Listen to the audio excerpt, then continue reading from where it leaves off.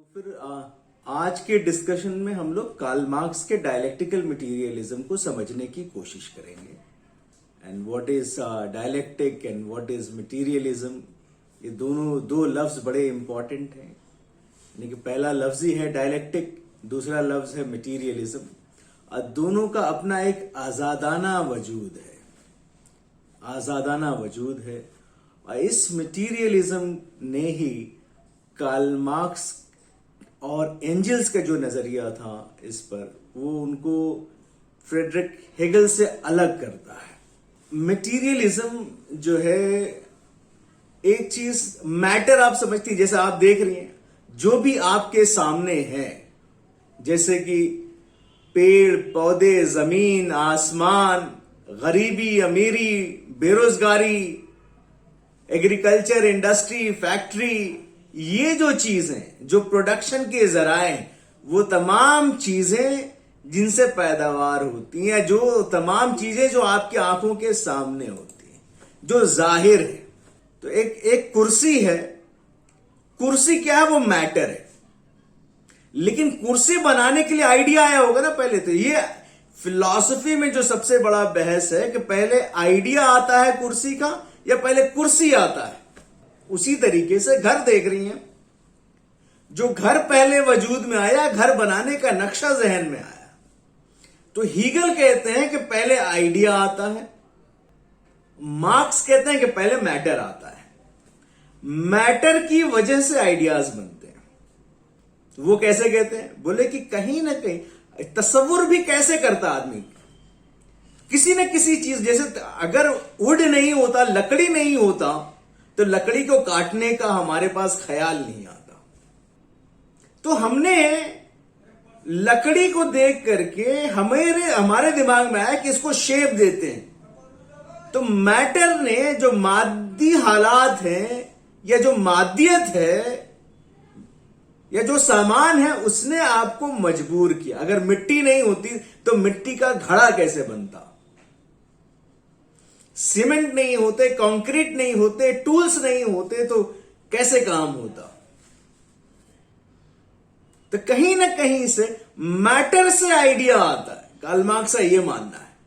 Karl Marx और angel की नजर में मटेरियलिज्म जो है आइडियलिज्म का अपोजिट है।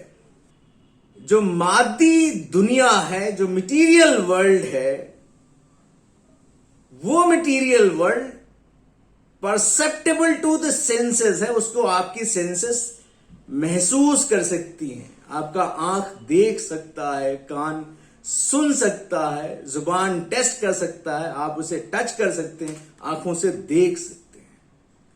और इसलिए उस मटेरियल वर्ल्ड का एक मारूजी वजूद है, that is an objective reality.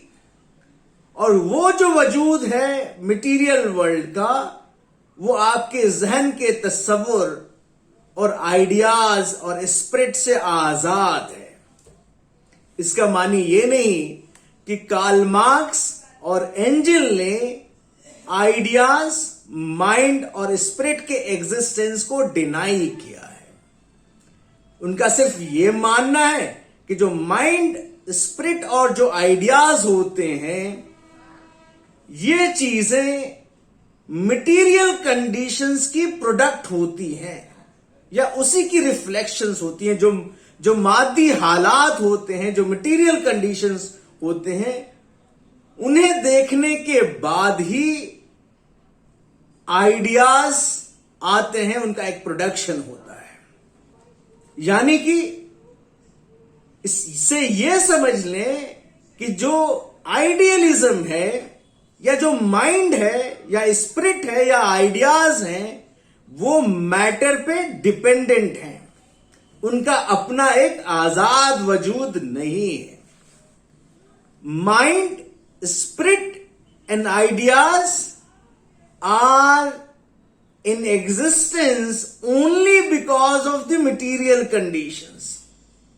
जो फिलॉसफी है मटेरियलिज्म का कार्ल मार्क्स के हिसाब से, वो ये है that matter is more important than ideas.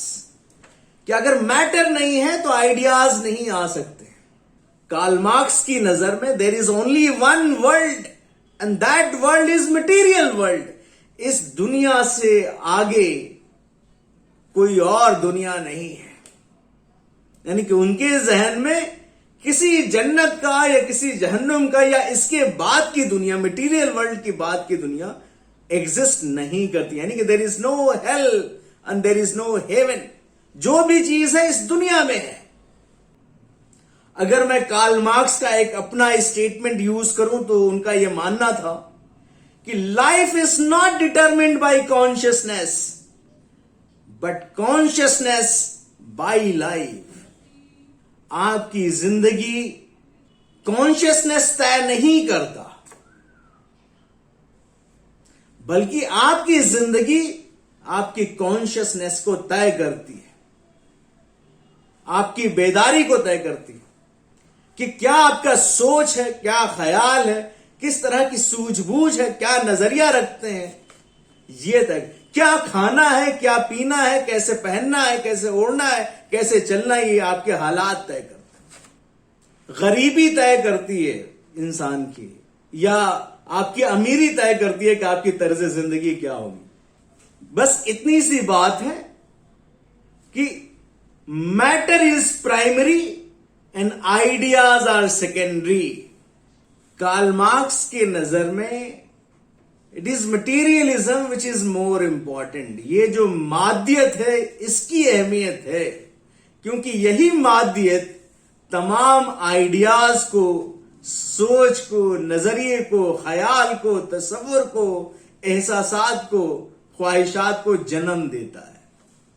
और वो पूरी दुनिया को सिर्फ एक मटीरियलिज्म के पर्सपेक्टिव से ही नहीं देखते। उनका मानना है कि this world is not only materialist, it is also dialectical.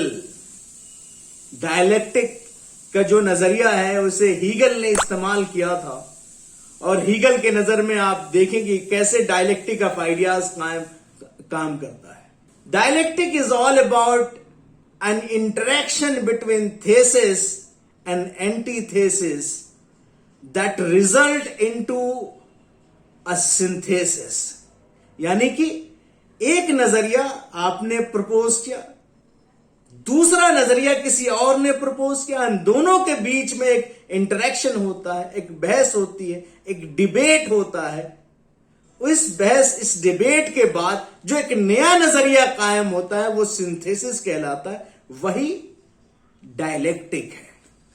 और इसी डायलेक्टिक ऑफ आइडियाज को एक मेथड की तरह, एक तरीकेकार की तरह हीगल ने इस्तेमाल किया था अपने टाइम में। So the dialectical is all about dialogue, discussion, debate. Hegel के लिए ये डायलॉग, डिस्कशन और डिबेट आइडियाज को लेकर के है, और वहीं कार्ल मार्क्स के लिए ये डायलेक्टिक जो है वो मटीरियलिज्म पर कायम है। तो ये जो आइडिया है डायलेक्टिकल मटीरियलिज्म का कार्ल मार्क्स का, ये आइडिया एक कोशिश है कि इस दुनिया को इसके हकीकी अंदाज में समझा जा सके, इसके आजादाना वजूद को समझा जा सके। एंजिल तो थे, एंजिल, उन्होंने अपनी किताब एंटी डेयरिंग में डायलेक्टिक्स को कुछ इस तरीके से समझाया था। एंजिल की नजर में dialectic is nothing more than the science of the general laws of motion and development of nature, human society and thought. अगर इसको आसान लफ्जों में कहें कि dialectic is all about the logic of motion. हर चीज अपनी इस डायनेमिक्स में है, उसको एक धुरी पर चल रही है, कोई भी चीज ठहरा हुआ नहीं है।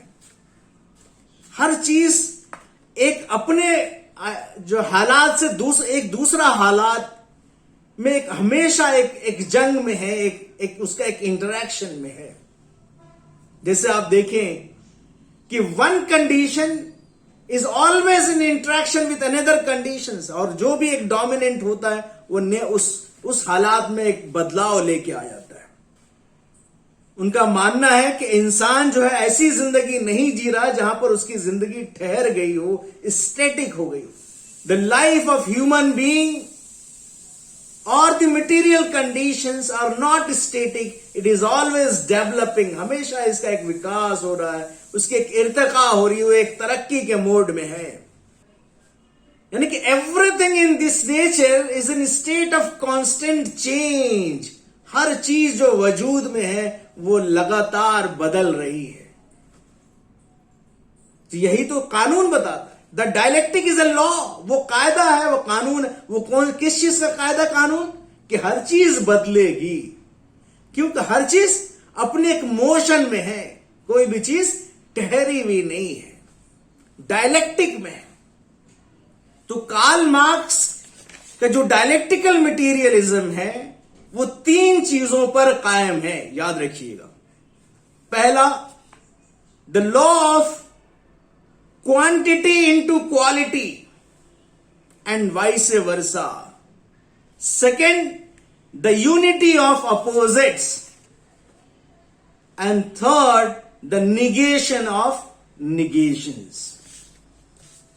सो अब इसको समझने की कोशिश करते हैं कि what is the law of quantity into quality, या मैं इसको ये कहूं कि that the laws of quantitative change into qualitative change, वो ये है कि जो छोटे छोटे बदलाव आते हैं, जिन चीजों को हम देख रहे होते हैं, वही बदलाव एक क्वालिटेटिव चेंज को लीड करते हैं। The small number of changes aggregates and brings in a larger change। जैसे आप ये देखें कि जब मास्टर और स्लेव का रिलेशन था, जिस तरह से मालिक अपने गुलामों के साथ ट्रीट करते होंगे, धीरे धीरे किसी गुलाम को बुरा लगा होगा, फिर दूसरे गुलाम को बुरा लगा होगा, फिर तीसरे को मिला होगा, फिर धीरे धीरे इनके अंदर एक बेदारी हुई होगी कि हमें इस मालिक के खिलाफ या इस व्यवस्था के खिलाफ उठना है। और धीरे धीरे एक वक्त ऐसा होता है कि सारे गुलाम इकट्ठा होते हैं और एक इनकलाब आता है। जैसे स्पार्टकस का एक इनकलाब है, एक इनकलाबी आवाज है अपने जमाने में। उसी तरीके से जो मजदूर है, जब वो इकट्ठा होने लगता है, धीरे धीरे मजदूरों को सबको लगने लगता है, क्वांटिटेटिव चेंजेस जो आते हैं कि एक मजदूर को कुछ महसूस हुआ, दूसरे मजदूर को कुछ समझ में आया, तीसरे को, जब सारे मजदूरों को लगने लगा कि नहीं ये व्यवस्था ठीक नहीं है, बदलनी चाहिए, then they start unite and bring a qualitative change. दूसरा प्रिंसिपल है the unity of opposites. Karl Marx की नजर में the world in which we live is a unity of contradictions और unity of opposites.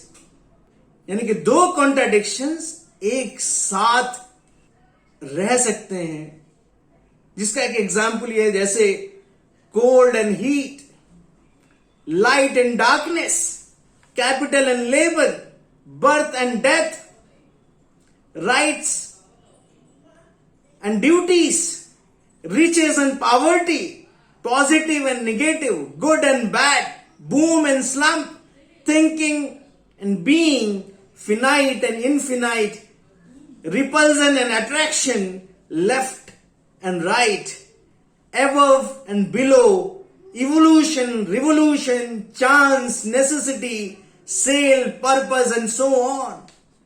All are opposites to each other, but both manage to exist. Both manage to coexist. Means antithesis and thesis can coexist. This is all about a paradox. But paradox exists.